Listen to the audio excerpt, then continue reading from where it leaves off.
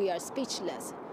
It is indescribable, how today is very, very, very sad day for us. Din's siblings are struggling to understand how the Independent Investigation Office drew its conclusion. Their version of what happened at Din's home in August last year differs dramatically from the official account. Totally wrong.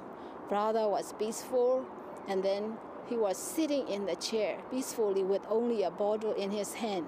And then the statement said, the police, they have to force the door open because the brother was pushing the door inside. The IIO says Din wasn't in a position to witness the final incident. According to the report, she was down the hall.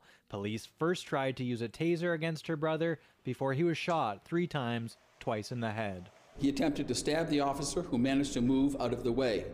He again tried to slash the officer. It was only at this point that the subject officer shot him to protect his fellow officer. I have found that such action was justified at law. McDonald says Din's witness accounts were inconsistent.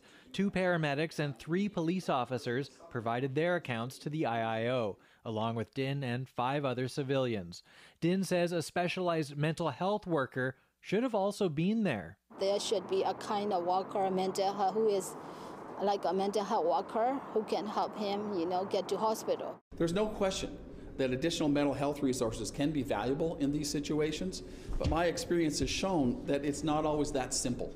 And that sometimes, even with those resource persons present, persons can act out violently. The victim's family says not recommending charges to the Crown to prosecute the officers is denying justice in this case. They're calling for a coroner's inquest, as well as a public inquiry.